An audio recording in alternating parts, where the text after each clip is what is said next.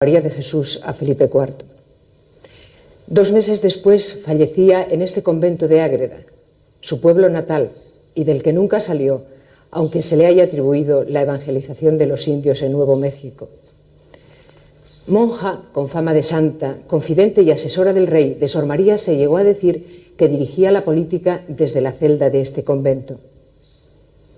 Sucedía en el siglo XVII, cuando la mujer sufrió una de las más despiadadas campañas misóginas, pero también en un tiempo donde los milagros, éxtasis, arrobos y raptos celestiales constituían la actualidad de cada día.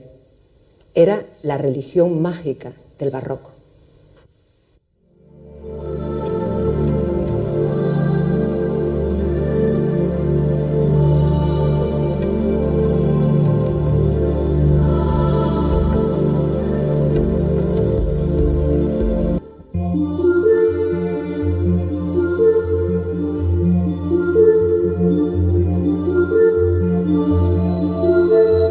Salí de Madrid, me dijo el rey, desvalido, sin medios humanos, fiando solo en los divinos.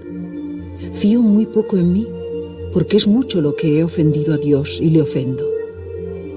La luz y el calor del verano ya se presentían en Ágreda. Era un 10 de julio, nunca lo olvidaré.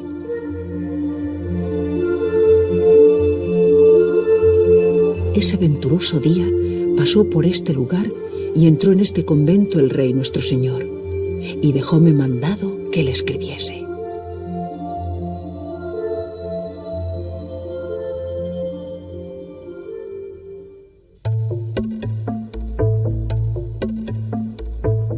Aquel año de 1643 era uno de los más tristes para el monarca español. La situación económica amenazaba la bancarrota y la guerra acechaba por todas partes.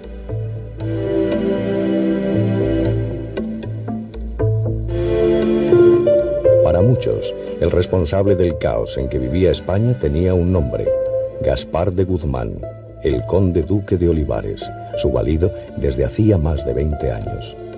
Gaspar de Guzmán había querido convertirle en un rey poderoso, y ahora los países que antes temían el poder español se aliaban, deseaban repartirse el imperio.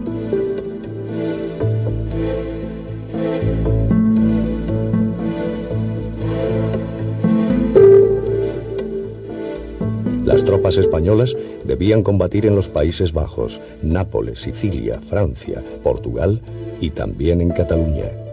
A la batalla que se libraba en las inmediaciones del río Segre se dirigía Felipe IV. En Zaragoza juraría privilegios y cumpliría los trámites forales de Aragón. El rey se sentía solo.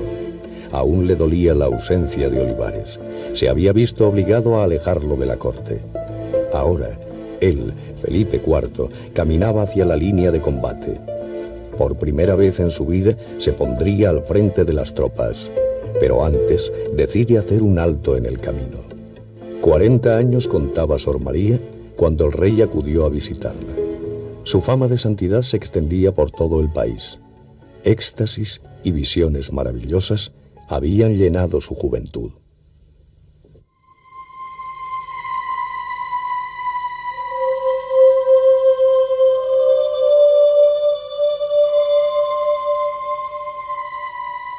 Estaba con gran sequedad, y entrando en la oración dije: Señor, ¿qué tengo yo de hacer aquí de esta manera? Fue tanta la alegría que me dio, que me consoló mucho, y me sobrevino un grande ímpetu de amor de Dios. Y yo resistí a él, y no pude, y así salí de mí y me arrobé.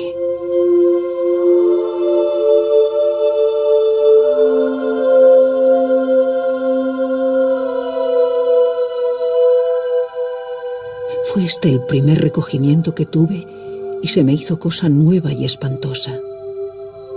Vi la Madre de Dios con su Hijo en brazos, como cuando lo bajaron de la cruz. Díjome: hija mía, hay dolor como este.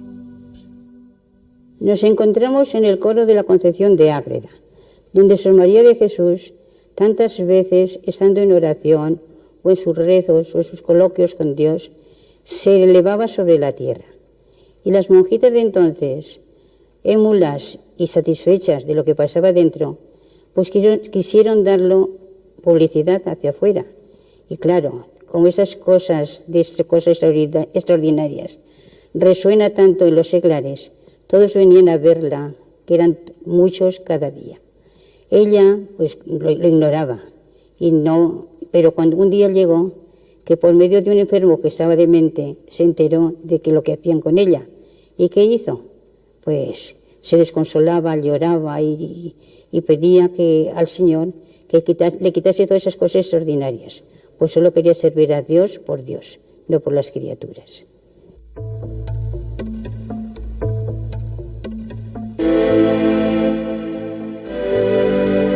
Si la justicia seglar me hubiera cogido en grandes delitos y me sacara en un pollino a la vergüenza, no lo sintiera tanto como que me vieran en aquellos recogimientos o elevaciones que tenía.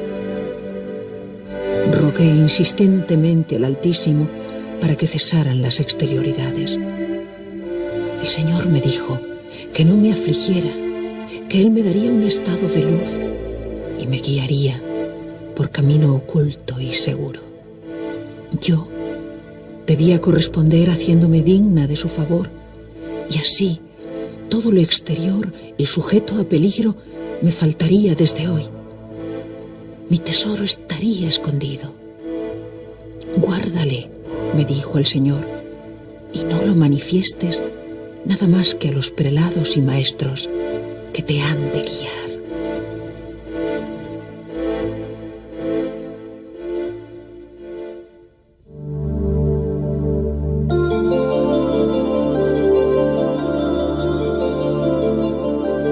Sor María huía de todo protagonismo, pero su nombre y su imagen traspasarán fronteras. Sin ella quererlo, se convertirá en protagonista de un hecho extraordinario, de un fenómeno de bilocación.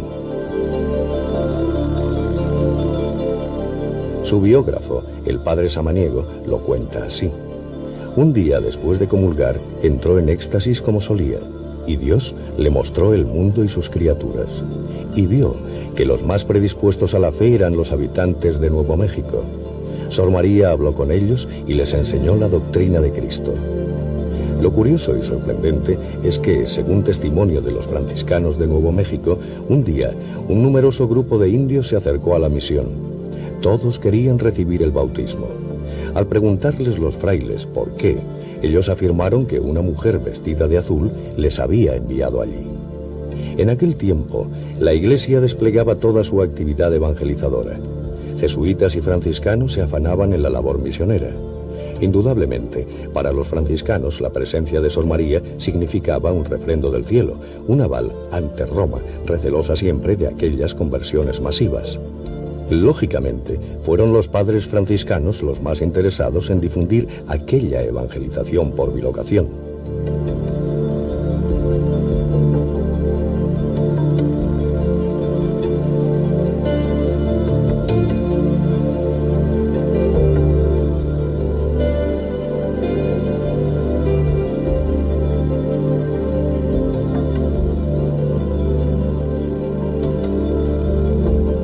Cuenta la historia que fue en esta iglesia de Isleta donde los franciscanos mostraron a los indios retratos de varias monjas.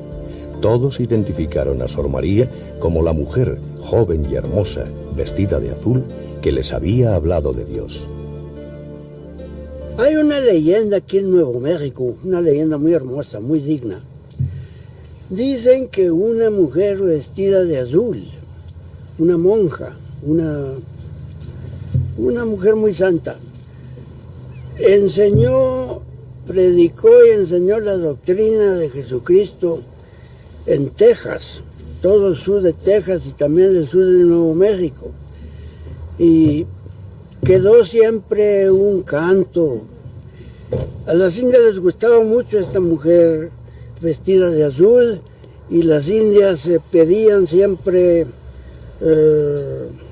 ropa, lienzo azul, para vestirse como esta monja azul. Y quedó un canto, un alabado muy hermoso.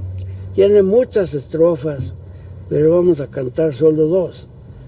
Madre Agreda de Jesús, María de más grandeza, mística ciudad de luz, bendita sea tu pureza.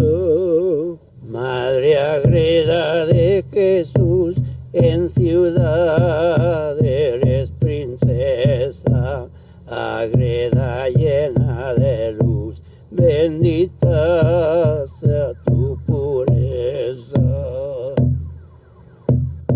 La bilocación es un fenómeno que resulta un poco difícil de entender y la gente tiene unas ideas bastante poco claras. Una bilocación no es como un desdoblamiento de la persona, sino que en la bilocación hay un fenómeno por el cual la persona en toda su realidad se traslada a un lugar distinto de donde habitualmente se encuentra, y en el lugar donde previamente se encontraba, para no crear en el entorno normal de su vida un vacío, hay un fenómeno misterioso que otorga como una presencia de tipo visual creada por los ángeles o por lo que sea, y de esta manera la persona se hace presente propiamente allí donde actúa, y en el lugar donde habitualmente estaba no está ella, sino que hay una representación suya. My father, James A. Carrico, had a great interest in the Lady in Blue. Mi padre, James Carrico, tenía mucho interés en la Señora de Azul. De hecho, me puso el nombre de la famosa María de Ágreda. Mi nombre y apellido son Mark Joseph María de Ágreda Anthony Carrico. Siendo niño me resultaba muy embarazoso porque en la cultura americana no existe la tradición de llevar el nombre de una mujer, así que siempre ocultaba ese hecho a todos mis amigos. Después vine a Nuevo México para estudiar en la universidad y fue entonces cuando empecé a interesarme en Sor María.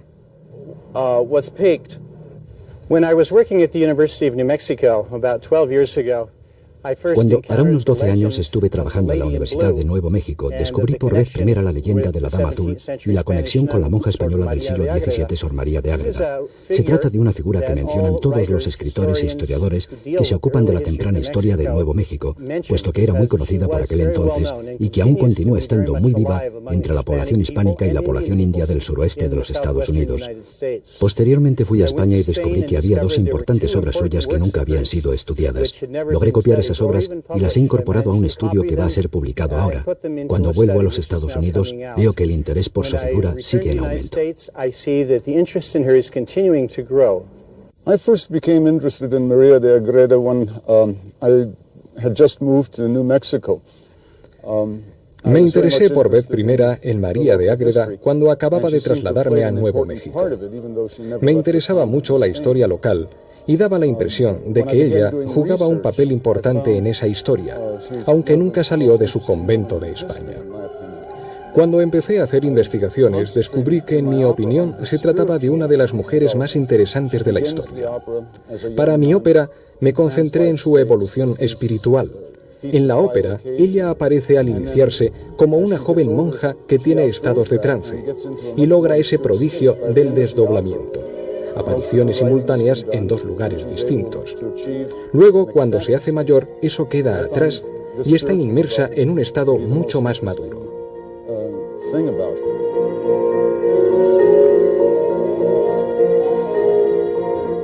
Me interesé por primera vez en Sor María cuando Joseph Weber se dirigió a mí para hacer la coreografía de su ópera. Para una mujer de su siglo y de su época, el haber entrado en un convento y en la vida religiosa siendo una adolescente, el haber madurado en este ambiente y luego haberse convertido en una escritora de renombre mundial, para después llegar a ser la consejera personal del rey Felipe IV, aquello era realmente una gran hazaña para una mujer de su siglo. Eso es lo que me fascinaba de ella, y ese fue el enfoque que adopté para la coreografía.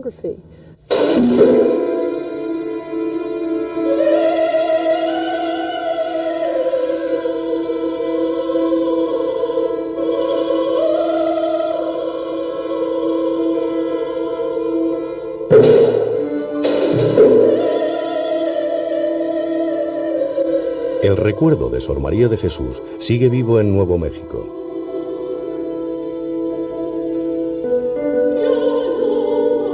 El interés que aún hoy despierta la figura de la monja de Ágreda, la Dama Azul de las Llanuras, como se la conoce en aquellas tierras americanas, nos revela la expectación que debió de alcanzar en su tiempo.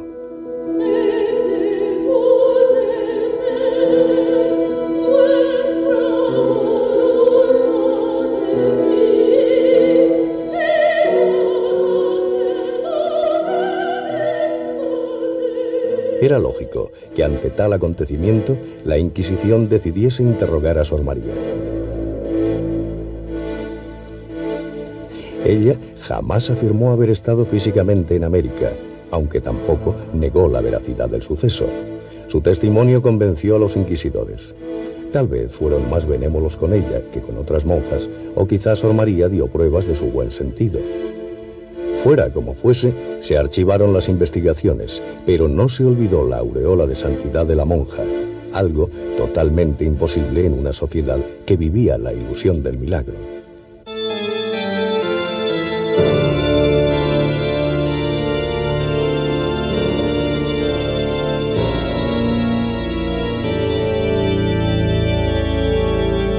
El amor, que redimía de todas las culpas y acercaba a Dios en el Renacimiento, fue sustituido en el Barroco por el miedo, el arrepentimiento, el dolor y, sobre todo, el terror.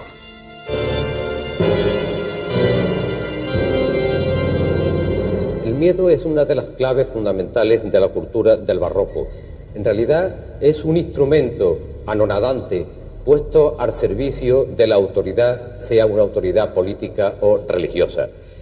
Es, podríamos llamarlo así, una técnica ideada para crear espanto, para impactar demoledoramente sobre la facultad sensitiva del individuo. ¿Y por qué?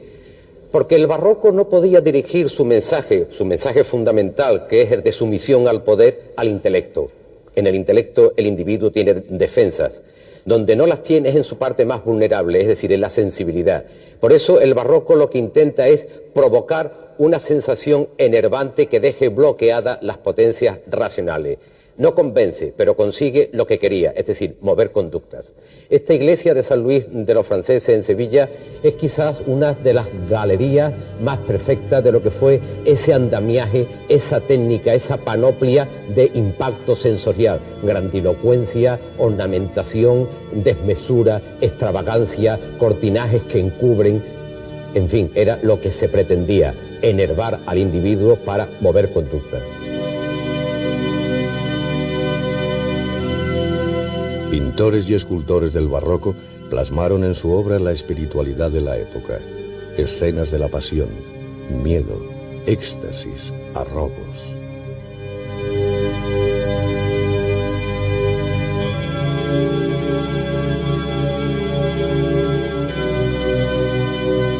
En este ambiente, dos personas inician una relación, quizá hoy inexplicable. Un rey culto, débil, profundamente religioso y gran pecador, elige como confidente a una mujer, monja, inteligente y virtuosa. Y el rey se detuvo en Ágreda. Vino aquí en busca de Sor María. Es posible que Felipe IV conociera la fama de la monja. Es posible que alguien inclinara la voluntad del monarca hacia ella. Es posible que a Sor María no le sorprendiera esta visita. ¿Qué pretendía el rey? ¿Qué esperaba de Sor María? ¿Por qué ella?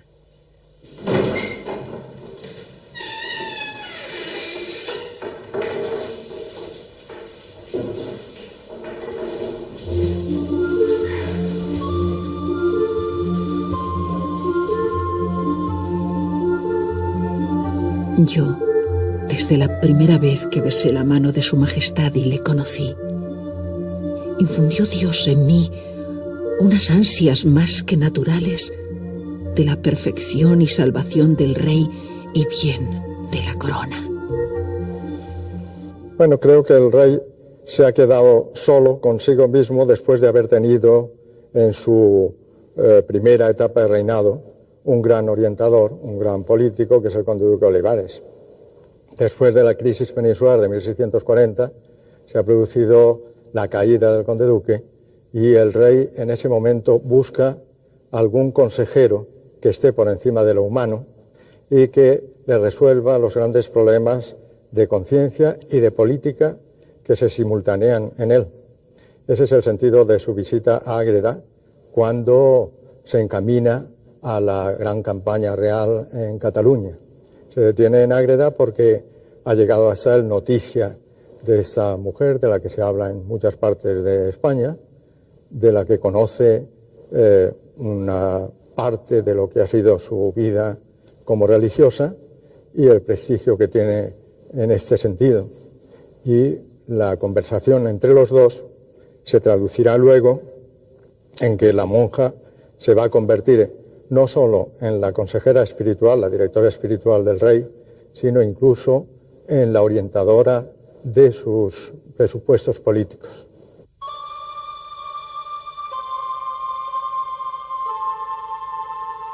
Nadie en Ágreda podía sospechar que aquella niña tímida, introvertida, que a los 13 años ingresó en un convento, se convertiría con el tiempo en consejera real. Hija de Francisco Coronel, descendiente de judíos conversos, y de Catalina de Arana, Sor María nació en Ágreda en 1602. De los 11 hijos del matrimonio Coronel, solo 4 lograron sobrevivir. Corría el año de 1615 cuando los 2 hijos varones manifestaron su deseo de tomar el hábito franciscano. Entonces la madre, Catalina, tuvo una visión sobrenatural. Catalina de Arana, la madre de Sor María de Jesús, la venerable, toda familia desde luego era muy virtuosa y un día tuvo una revelación del Señor, el que le comunicaba que tenía que hacer de su casa convento. Ella se extrañó un poco y también por si habría vocaciones, pero le dijo el Señor: obedece, que no te faltarán. Y ella se lo fue a comunicar a su confesor lo primero. Cuando iba de camino, a mitad de camino, se encontró al confesor y le dijo: hija, ya sé a lo que vienes. La misma revelación que tú has tenido, la he tenido yo. Entonces, pues los dos quedaron de acuerdo de que tenían que ir a decírselo al padre de la venerable, el esposo de Catalina de Arana. Y él le sorprendió muchísimo la novedad, pero dijo que si era porque era mayor, de 60 años, padecía una enfermedad de estómago. Y dijo que si era voluntad de Dios, pues que se orillasen los obstáculos. Ya pues parece que él se rindió.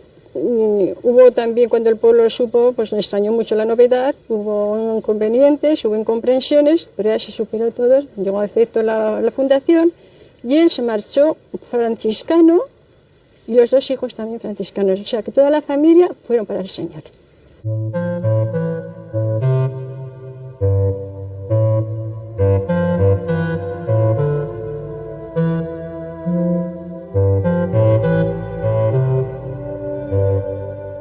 No fue una práctica generalizada, pero tampoco es infrecuente el que familias enteras ingresaran en la vida conventual para completar así su proyecto vital.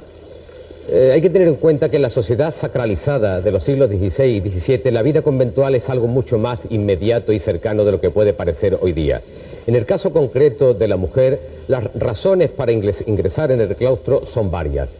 Por una parte, que duda cabe que la piedad sincera, la devoción, fue un elemento importantísimo, pero hay otros elementos familiares y sociales que intervienen también en este caso. Concretamente, el simple hecho de tener varias hijas y no contar con dote suficiente para casarlas a todas, como la dignidad familiar exige, hacía que varias de esas hijas ingresaran en la vida conventual para casar a una o ingresaban todas. Claro, se puede preguntar, ¿por qué no se quedaba soltera? Hay que tener muy en cuenta que en la sociedad fuertemente misógina de la que estamos hablando, la soltería y la viudedad son unos estados que en la mujer son siempre sospechosos. Si se tiene una opinión tan deleznable de su moral y de su capacidad mental, evidentemente esa mujer necesita un dueño, necesita rienda. Y ahí el convento ofertaba encerramiento, que era una garantía honorable y una garantía de la honra. A pesar de que el Concilio de Trento había determinado castigar con la excomunión a todo aquel que obligara a tomar los hábitos, la costumbre se siguió practicando, y allí fueron encerradas muchas jóvenes en contra de su voluntad. No fue este el caso de Sor María. Marcada desde niña por una profunda espiritualidad, María deseó siempre vivir en el convento y supo utilizar las posibilidades que le ofrecía la vida monástica. Sor María será una de las mujeres que en el siglo XVII entenderá la cultura como una forma de ejercer el poder. A principios del siglo XVIII, el padre Feijoo se queja de cómo todavía el clima de misoginia social sigue siendo asfixiante. Habla de cómo la opinión generalizada sobre la inteligencia de la mujer es que la más inteligente a lo más que puede llegar es a gobernar un gallinero. Por supuesto, esta descalificación tan absoluta, que también afecta a lo moral, creaba un problema para los propios mentores, como es qué hacer, cómo explicar el hecho evidente de que han existido mujeres santas y mujeres doctas. Se recurre al milagro, se recurre a la ciencia infusa, y contamos con infinidad de testimonios de muchas monjas en sus documentos autobiográficos, donde hablan del problema que se les planteó, del revuelo que se suscitaba cuando se conocía la noticia de que tenían conocimientos, por ejemplo, el latín. Lo normal es que fue la autoridad eclesiástica a nombrar a una comisión para examinarla, y si se dictaminaba que era cierto, no se decía por eso que fueran inteligentes, se decía que eran santas. Eran santas porque eso era un milagro, el que una mujer pudiera ser inteligente. Y la monja de Ágreda no fue una excepción en este sentido, y como quería seguir haciéndolo, ella misma admitió que era un don del cielo, un regalo de la providencia. 2 veces me ha dado la divina majestad ley y conocimiento de todo lo creado. La primera, en mis comienzos, cuando iniciaba las operaciones del discurrir. La segunda, al dotarme de ciencia infusa para escribir la vida de la Reina del Cielo.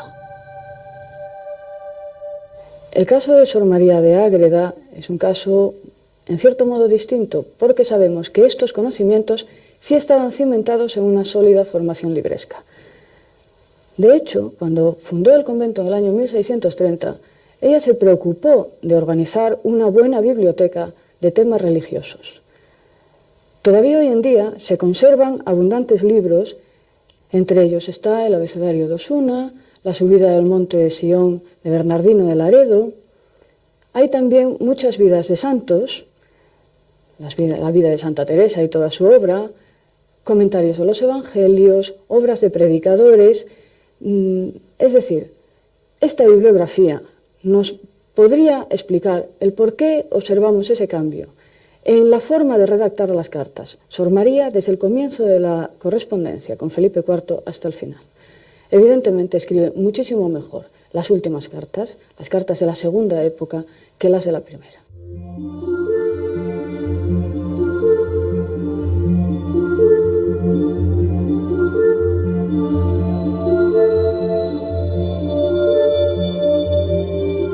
Autora de varios libros, Sor María figuraba ya en 1726 en el diccionario de la Real Academia como una de las autoridades de la lengua. Según Corominas, la primera documentación del cultismo duplicidad aparece en la obra de la monja. Escritores contemporáneos reconocieron su calidad literaria.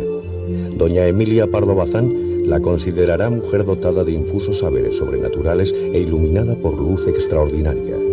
Era la consejera ideal para un rey culto y patológicamente religioso. Felipe IV la utilizará como intermediaria ante Dios. Y así, la monja no dudará en comunicarle al rey la revelación del alma del príncipe Baltasar Carlos, recientemente fallecido.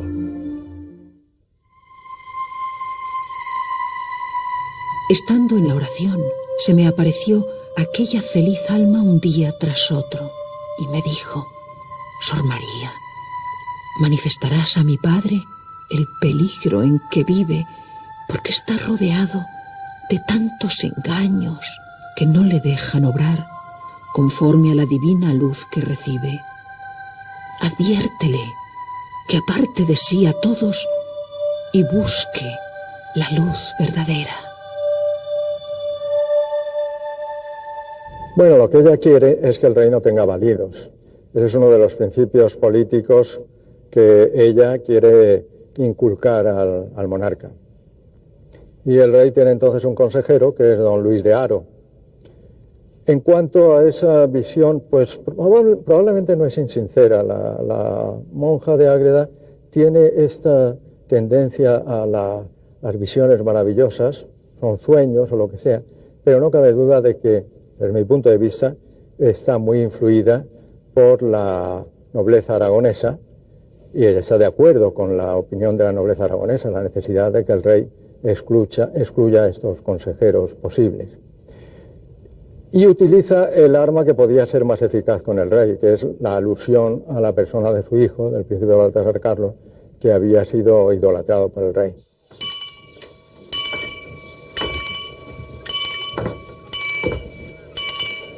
Ave María Purísima. Sin pecado concebida.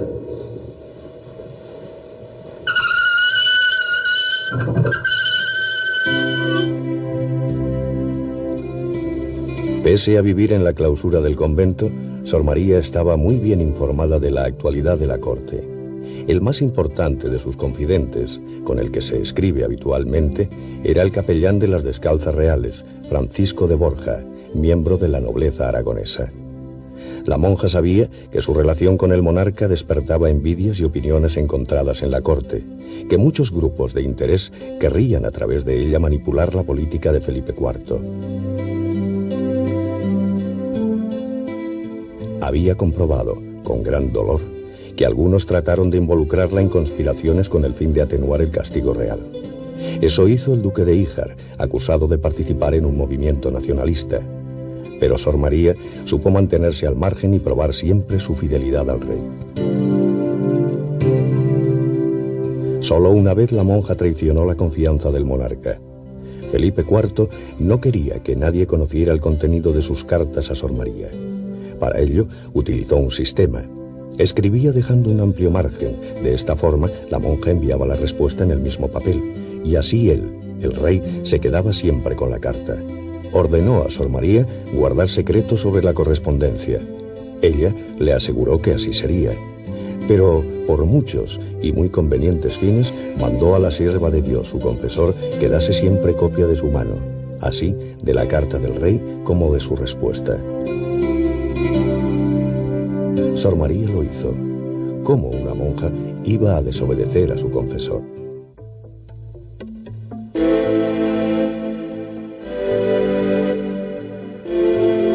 Sor María respetó la decisión del sacerdote, aunque era consciente del peligro que acechaba a todas las monjas si a un hombre imprudente y de dudoso juicio se le encomendaba la dirección espiritual de un convento. Ella conocía el daño que habían hecho a otras religiosas, a las monjas de San Plácido, a la Madre Luisa de Carrión, procesada por la Inquisición y absuelta después de muerta. A Sor María le preocupaba este caso y pidió ayuda a su amigo Francisco de Borja.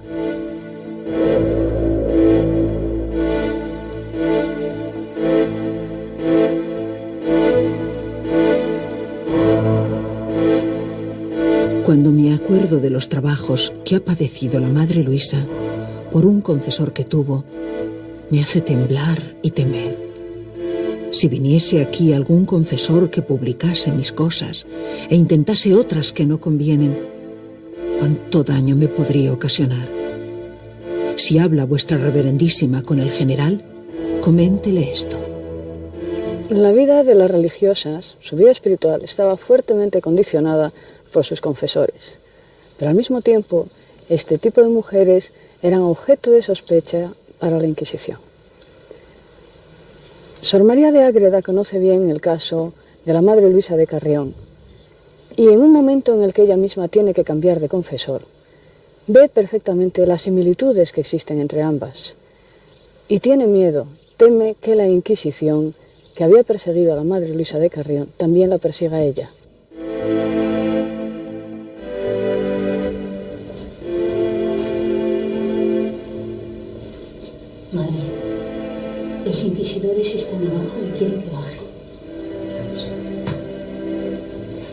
Después de mi enfermedad, vinieron de parte de la Inquisición a ordenarme que declarase. Y declaré durante 10 días en la comulgatoria, con el duro frío de enero. Me examinaron de sucesos que tuve en mis principios. Declaré la verdad. Y era menester, porque la variedad de confesores que he tenido, informándose unos a otros, y haciendo caso de lo que oían a las religiosas, han añadido y quitado. Solo tengo cuidado si he acertado en las respuestas, porque hace tantos años que sucedieron aquellas exterioridades. El tribunal jamás dejó de observarla, pero mientras Sor María pudo defenderse, nada lograron los inquisidores. Escritora incansable, religiosa ejemplar, la monja de Ágreda caminaba hacia la santidad. Sor María siempre se creyó instrumento divino al servicio de la monarquía y así intentó con sus consejos influir en el rey. En aquel tiempo se dijo que ella decidía la política de Estado. Sin embargo, el examen detallado de la totalidad de las cartas no permite hacer tal afirmación. Claro que es posible pensar que Sor María y Felipe IV no fueran lo suficientemente claros en su correspondencia. El marqués de Eliche me dio vuestra carta y noticias vuestras, con que me alegré mucho. Y sabe Dios que he tenido buen pedazo de envidia, pues os pudo hablar. Y es cierto que también envidié yo mucho al marqués de Eliche, que por cartas no se puede decir lo que se desea, ni exponerlo a la debilidad de un papel. Yo creo que simplemente esa carta lo que expresa es el deseo de poder ser más directa en la comunicación con el rey. Ella tiene que valerse de una carta para decirle todo lo que siente, su afecto, su devoción por el monarca.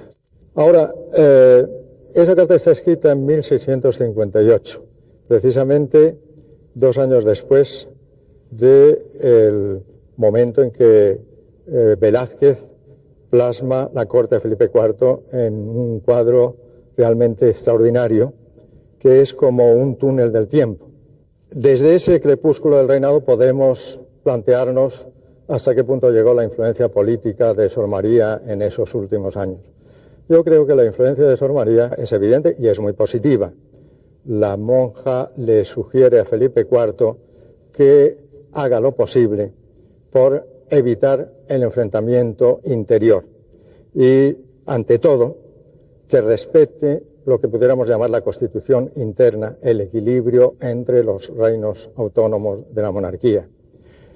El intento de ruptura de ese equilibrio es lo que había dado lugar a la crisis de 1640 y a la guerra de Cataluña.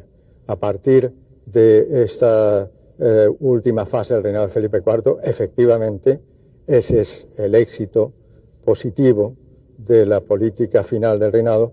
Se cierra la guerra con Cataluña, pero se respeta estrictamente la constitución interna, la relación entre la corona de Aragón y la corona de Castilla. En ese sentido, pues hay que señalar que es eficaz la influencia de Sor María. Sor María fue una de las personas más cercanas a Felipe IV.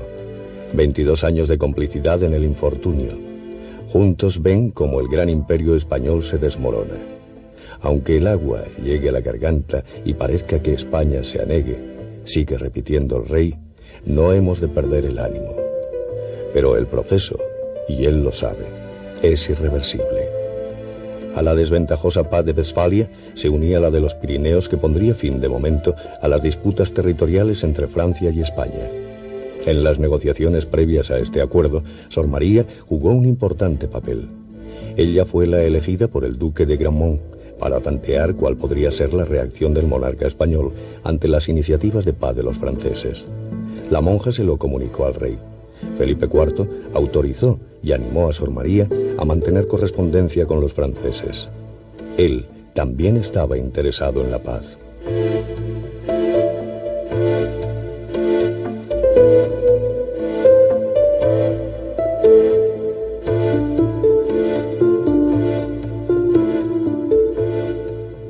En el río Bidasoa, en esta isla conocida como de los Faisanes, Luis de Haro y el cardenal Mazarino firmaron la paz de los Pirineos. España cedía varias plazas en Flandes y los condados catalanes de Rosellón y Cerdeña.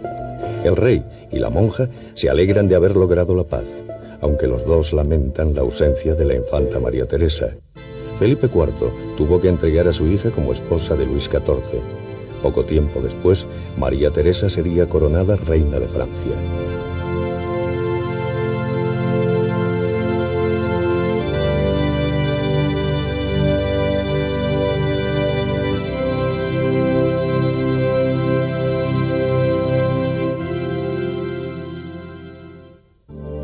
En la primavera de 1665, casi 6 años después de la paz de los Pirineos, fallecía Sor María de Jesús.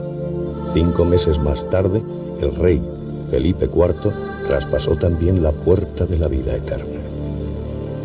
En el mismo día y hora que la sierva de Dios murió, tuvieron algunas personas diversas apariciones, en las que la vieron subir al cielo con varios símbolos representativos de la grande gloria.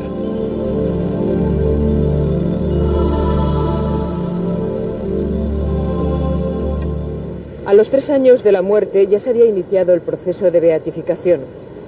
Todo hacía presagiar entonces que las virtudes de Sor María iban a ser reconocidas oficialmente por la Iglesia. Pero la publicación de un libro, La mística ciudad de Dios, del que es autora la monja de Ágreda, originó el escándalo. La Inquisición le abrió proceso después de muerta. Sus escritos fueron acusados de heterodoxos. Tal vez Sor María y Felipe IV presintieron lo que iba a suceder y por eso decidieron mantener en secreto la mística ciudad de Dios. Los guardianes de la pureza de la fe no podían aceptar aquel libro en el que la Virgen adquiría un protagonismo desmesurado. La Iglesia se debatía entonces entre defensores y detractores del dogma de la Inmaculada Concepción.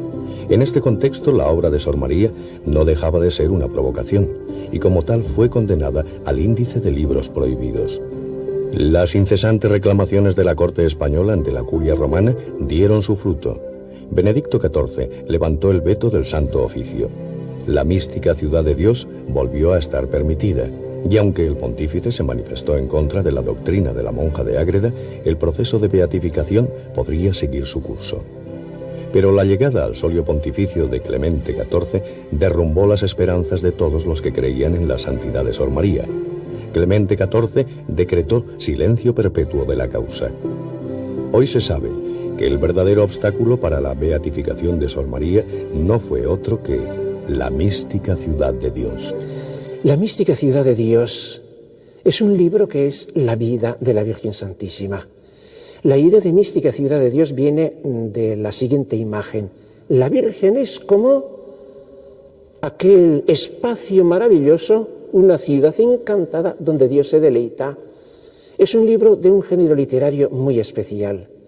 No es ni un libro de teología, ni es un libro narrativo sobre la vida de Jesús, sino que es teología, es imaginación, es arte. Por esto generalmente se tiende a denominar a este libro o clasificar este libro en lo que llaman los autores poema teológico.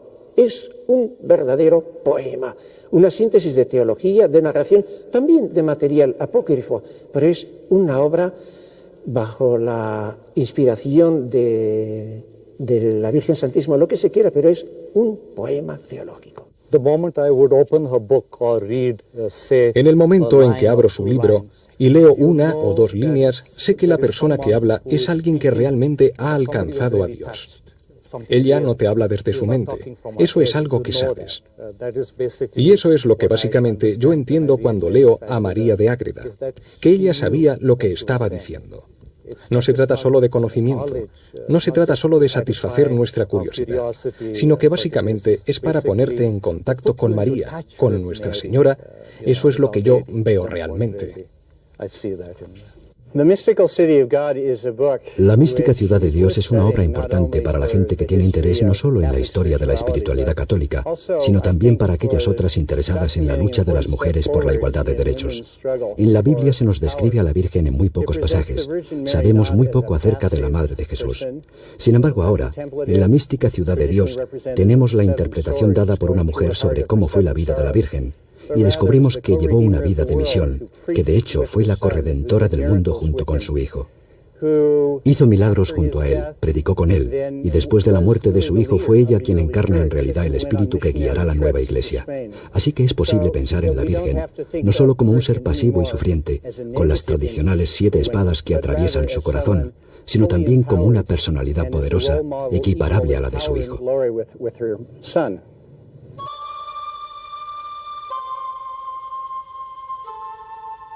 Pese a la prohibición, o quizá gracias a ella, la mística ciudad de Dios pronto se convirtió en centro de polémica en Europa. Traducido ya en el siglo XVIII a varias lenguas, el libro no ha perdido vigencia en nuestros días y en la actualidad está publicado en más de 10 idiomas. Con la traducción al inglés, la obra de Sor María alcanzará una nueva dimensión.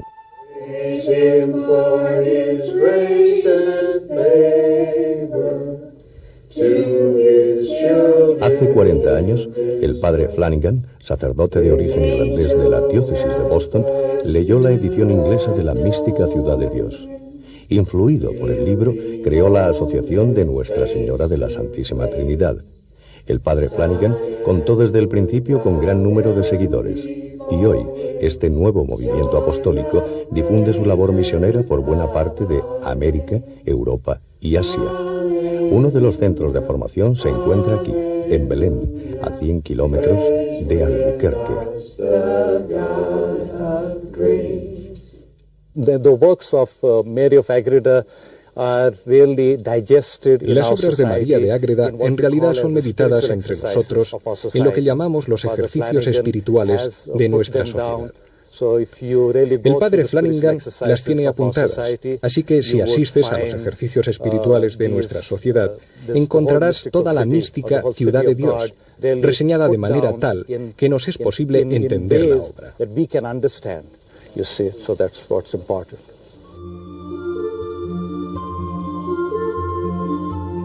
Viven de una forma sencilla, natural, sin las necesidades creadas por el consumo delirante de la sociedad.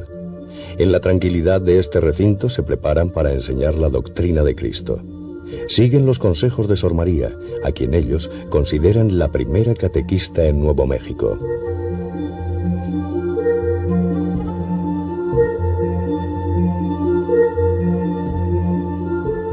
Desde el Vaticano los miran con recelo y guardan silencio.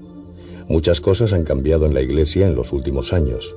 El dogma de la Inmaculada fue establecido en el siglo pasado, pero el proceso de beatificación de Sor María permaneció igual, encerrado en los archivos. Aunque ahora existe una pequeña esperanza. La Congregación de los Santos ha nombrado relator de la causa. Si el veredicto es favorable a la reapertura, será la Congregación para la Doctrina de la Fe, heredera del Santo Oficio, quien deberá pronunciarse, de nuevo, sobre Sor María.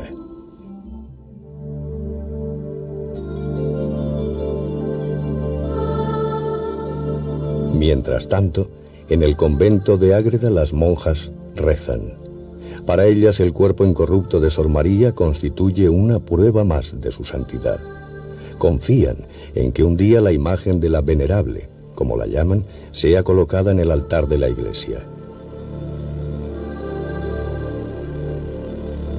Es posible que su deseo se convierta en realidad y Sor María de Jesús pase a engrosar la lista de los santos. Pero, en cualquier caso, lo que no se le podrá arrebatar a la monja de Ágreda es su protagonismo en la historia como confidente de Felipe IV y como escritora, en una sociedad, la del 17, que despreciaba a las mujeres.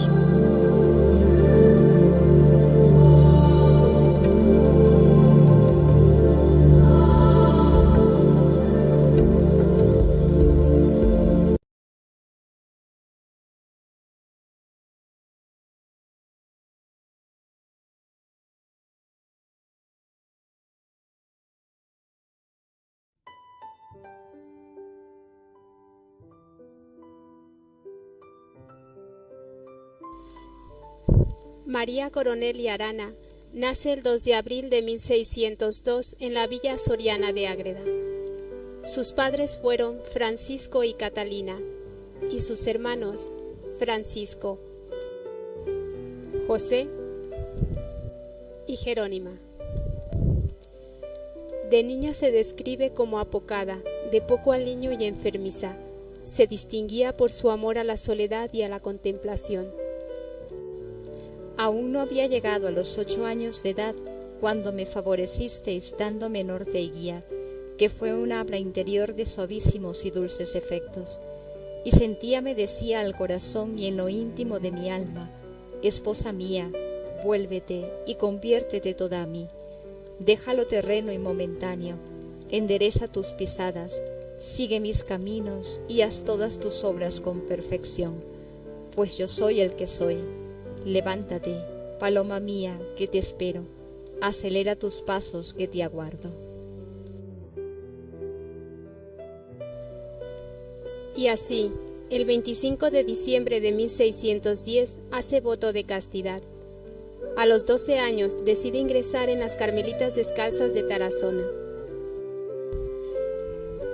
Pero sus planes cambian, ya que por entonces su madre tiene una revelación que le impulsa a convertir la casa familiar en convento. Cuando se lleva a cabo la fundación, la madre y sus hijas permanecen allí. Su marido ingresa franciscano. Los hijos ya lo habían hecho anteriormente. Decidieron que la fundación fuera de la Orden de la Inmaculada Concepción, de la rama estricta de las Descalzas o Recoletas. Como en la provincia franciscana de Burgos, a la que pertenecía Ágreda, no había monasterios de descalzas, para proceder a la erección canónica vinieron del convento de San Luis de Burgos 3 religiosas concepcionistas que iniciaron a las aspirantes en el espíritu de la orden, y al término del periodo de la formación de las primeras religiosas, regresan a su convento. Y para consolidar el monasterio en la descalcez, llamaron temporalmente a 3 monjas del monasterio del Caballero de Gracia de